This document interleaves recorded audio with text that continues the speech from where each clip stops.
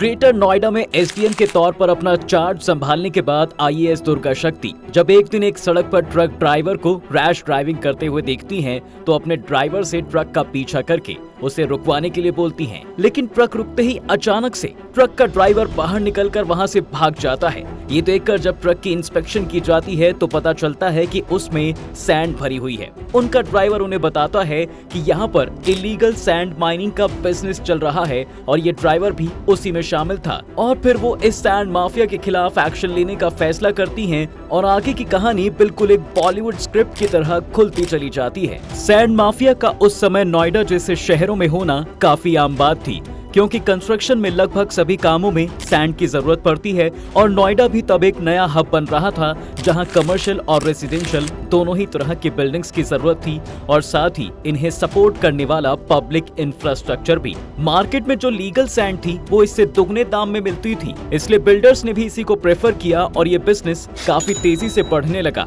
Sand business का स्तर इस लेवल पर हो चला था कि सैंड निकालने वाले रात के समय में नदी के पास जाते थे और क्रेन्स और दूसरी हैवी मशीनरी की मदद से सैंड निकाला करते थे।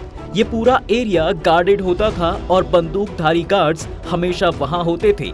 सिर्फ इतना ही नहीं, जब ट्रक्स का एक जत्था सैंड लेकर जाता था तब भी कुछ एसयूवीज उनका पीछा कर रही होती थी जिसमें ये गार्ड्स बैठे होते थे। जिस ट्रक को एसडीएम ने पकड़ा था वो पायलट ट्रक था, यानी वो पहला ट्रक था जो इसलिए भेजा था कि रास्ते को चेक किया जा सके और गड़बड़ी होने पर बाकियों तक खबर पहुंचाई जा सके। सैंड माइनिंग इतनी बड़ी समस्या थी कि उसी साल यानी 2013 में जो नोएडा में सब्जियों की शॉर्टेज थी उसे भी सैंड माइनिंग से जोड़ा गया था। यमुना नदी की दिशा बदल गई थी, ग्राउंड वाटर टेबल डिस्टर्ब होने लगा था और बाकी भी कई नुकसान देखे गए थे और इस वजह से उन्होंने ये ठान ली कि इस सैंड माफिया का कुछ करना पड़ेगा। उन्होंने उस पूरे मामले की जानकारी डीएम और एसएसपी को दी और डीएम ने भी उन्हें इस ऑपरेशन को परस्यू करने की इजाजत दे दी और एसएसपी ने भी उन्हें हर तरह का पुलिस सपोर्ट देने के लिए हामी भरी। अब सैंड माफिया में बहुत से लोग ऐसे जुड़े थे जिनके पास बहुत पावर थी, पैसे की भी और गुंडों की भी, इसलिए इस ऑपरेशन को अच्छे से प्लान किया जाना जरूरी था।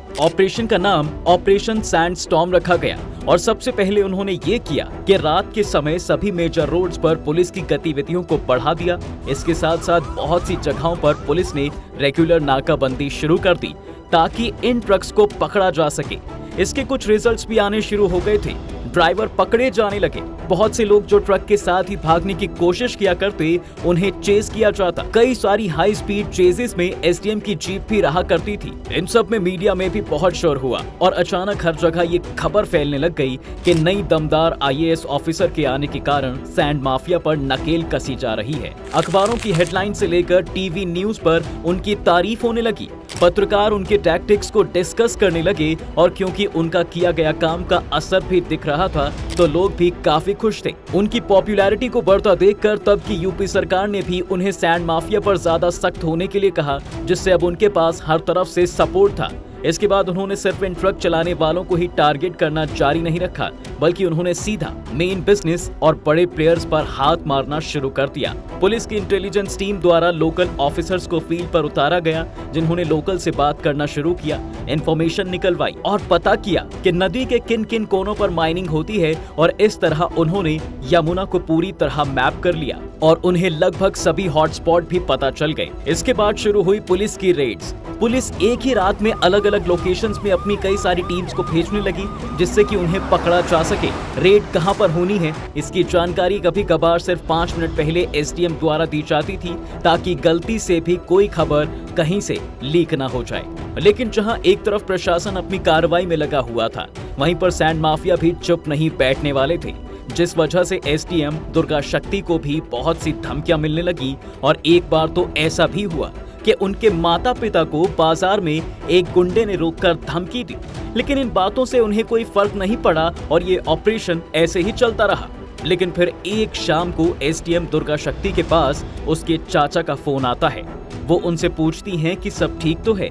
उनके चाचा उन्हें कहते हैं कि उन्होंने तो दुर्गा शक्ति के लिए फोन किया है कि वो ठीक है या नहीं।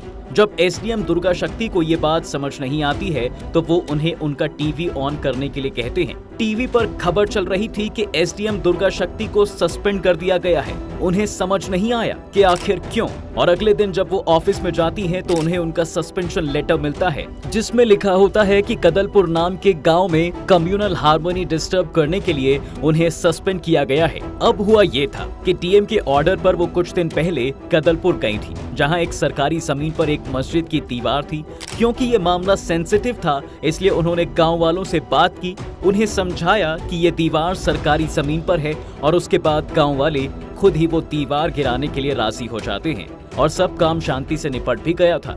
लेकिन अब इसी को एक टूल बनाकर उनके खिलाफ इस्तेमाल किया जा रहा था और उनके ऊपर झूठे आरोप लगाए जा रहे थे। जाहिर था कि सैंड माफिया के कॉन्टैक्ट्स तो राजनेताओं से लेकर हर जगह होते हैं, इसलिए एक एसडीएम का ट्रांसफर या सस्पेंशन उनके लिए कोई बड़ी बात तो थी नहीं। और यहाँ भी ऐसा ही हुआ। जब वो अपने सीनियर के पास जाकर इसका जिक्र करती हैं तो डीएम भी उन्हें यही कहते हैं कि अब सबसे अच्छा रास्ता यही है कि इंक्वायरी होने पर वो अपनी साइड की स्टोरी अच्छे से बताएं ताकि इस ऑर्डर को रिवर्स किया जा सके। लेकिन क्योंकि एसडीएम दुर्गा शक्ति ने अपने ऑपरेशन सैंडस्टॉर्म से मीडिया में अपना काफी नाम बना लिया था और लोग भी उन्हें जानने लगे थे, इसलिए उनका नाम और उनका केस हर मेजर न्यूज प्लेटफॉर्म पर डिस्कस किया जाने लगा और आम जनता के साथ साथ बहुत से फॉर्मर आईएएस और आईपीएस ऑफिसर्स भी इसके खिलाफ बोलने लगे और उन्होंने एसडीएम दुर्गा शक्ति के सस्पेंशन को पूरी तरह से गलत बताया।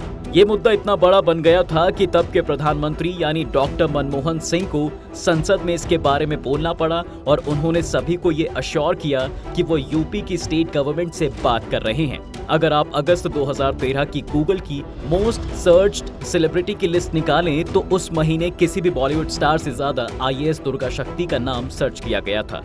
और तब क्योंकि सोशल मीडिया भी भारत में एक अच्छे लेवल पर पेनिट्रेट कर चुका था, इसलिए वहां भी ये मुद्दा खूब डिस्कस हुआ।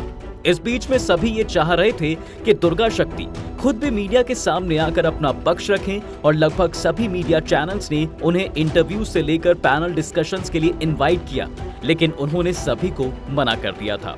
अपनी चार्जशीट का जवाब उन्होंने जरूर बहुत ही तसल्ली से लिखा और इस मैटर पर फिर से विचार करने के बाद और पब्लिक प्रेशर को देखते हुए उन्हें सस्पेंड किए जाने के 6 हफ्ते बाद ही सर्वसम्मान के साथ उनका पद वापस दे दिया गया।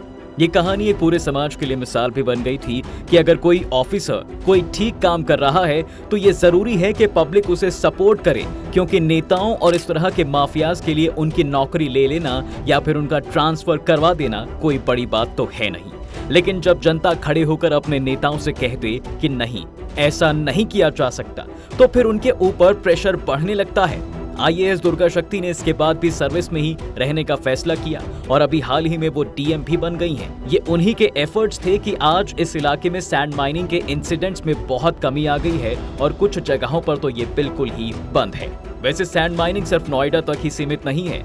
अगर आप अपने आसपास भी देखें तो आप कई ऐसे गैंग्स के बारे में जानते होंगे जो इस तरह का धंधा करते हैं और ज्यादातर भारत में भी यही हाल है। तो ये कहने की बात नहीं है कि इस तरह की एक्टिविटीज बंद होनी चाहिए, पर अगर आप अगली वीडियो में जानना चाहते हैं कि इस तरह का माफिया कैसे ऑपरेट करता है, किन राज्यों में ये समस्या सबसे ज्यादा है और इनका बिजनेस कैसे रन किया जाता है, तो आप कमेंट सेक्शन में लिखकर हमें बता सकते हैं। उम्मीद है आपको आज के इस वीडियो में काफी कुछ नया मिला होगा।